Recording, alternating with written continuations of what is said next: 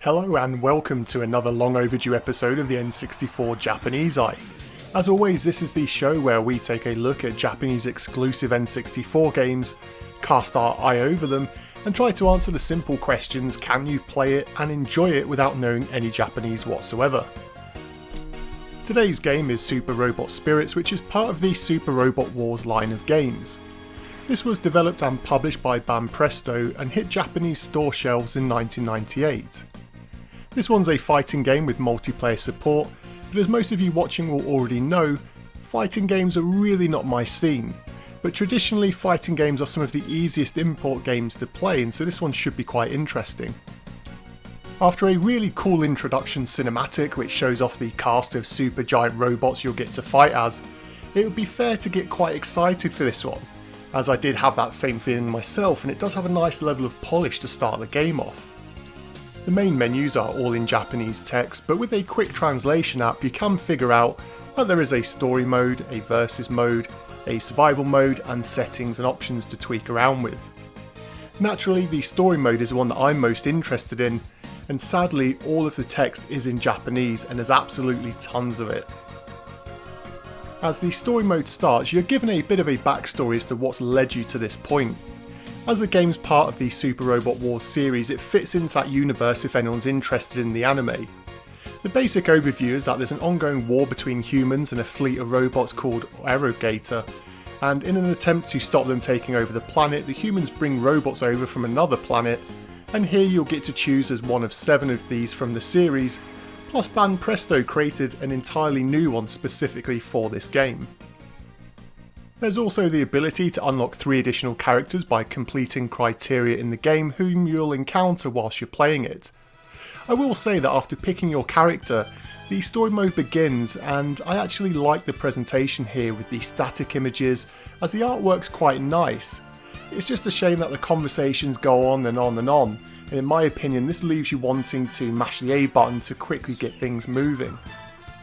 What I also liked here though is that the developer did make some sort of effort to make this feel like the TV show, because each level as part of the story mode is given a plot here, and they're called episodes, and so the story does have an overarching plot, although due to the large amount of text it's really going to bypass most people playing it.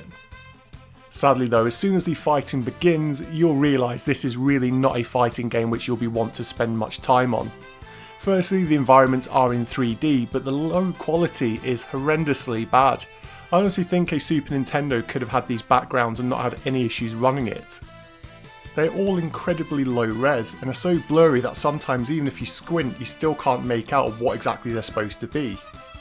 Martin Kitts of N64 magazine described them as poorly drawn and felt that they create a bad contrast with the characters, and I couldn't agree more, because they stick out so badly and are instantly noticeable but not in a good way. The character models themselves I can be a bit more forgiving on though. Look, I'm not into giant robots or transformers or anything like that, and so if you are then you may have a bit more favour with this game.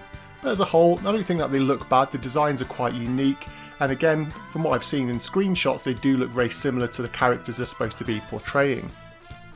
I think it's fair to say that each character in the game though does look unique, and the colours and personality of each of them seems to come through how they animate. The level of animation though is quite poor, which leaves a slightly janky movement for some of them. You could argue that this was a developer choice in order to make the robots feel more mechanical and therefore more realistic.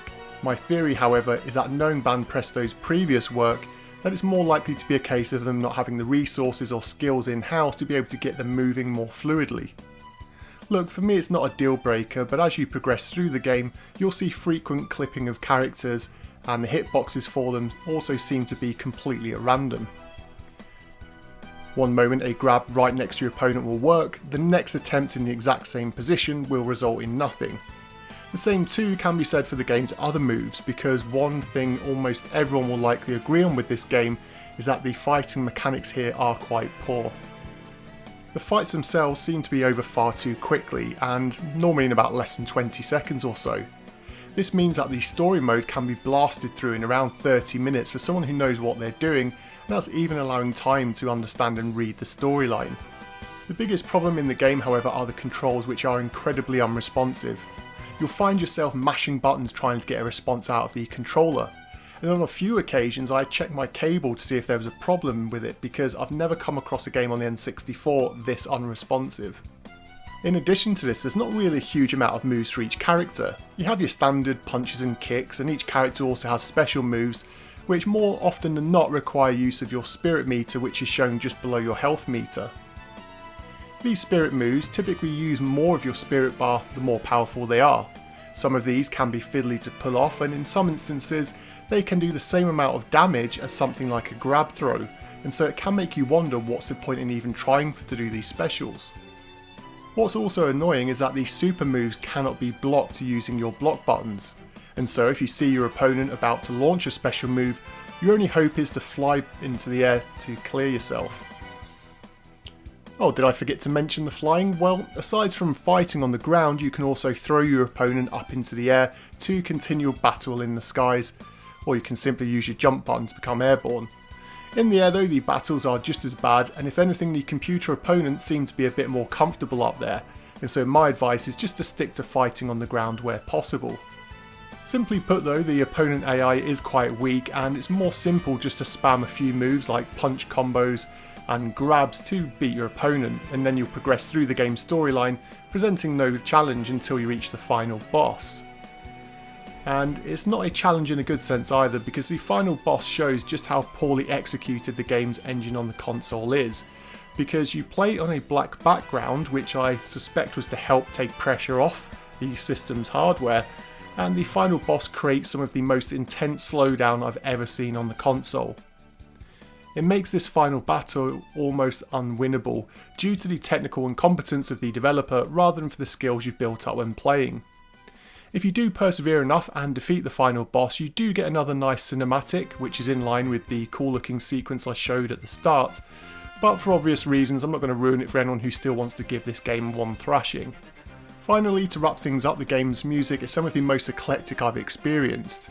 One stage you'll have what can only be described as your stock Super Nintendo rock music, blasting out to fight to, and then the next stage you can have a piece of music that would fit well at some elevator of an insurance firm with its quirky jazz vibes. Look, the music's not terrible, it just doesn't seem to work for me, and it doesn't work with what's in the game.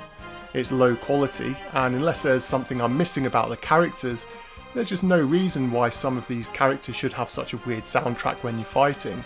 All in all though, it seems that the Japanese public agreed with me, and the game was launched, it sold less than 10,000 copies in its homeland. When you compare that to the sister game, which was Super Robot Wars 64, that sold over 100,000 copies, then you can see clearly what the opinion of this game was. So what do you make of this game? Have you played this one before, and if so, what did you make of it?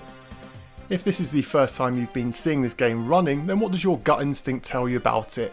And do you think that you'll be wanting to seek this one out? As always, let me know your thoughts and feelings in the comments section down below. Thanks for watching, and until next time.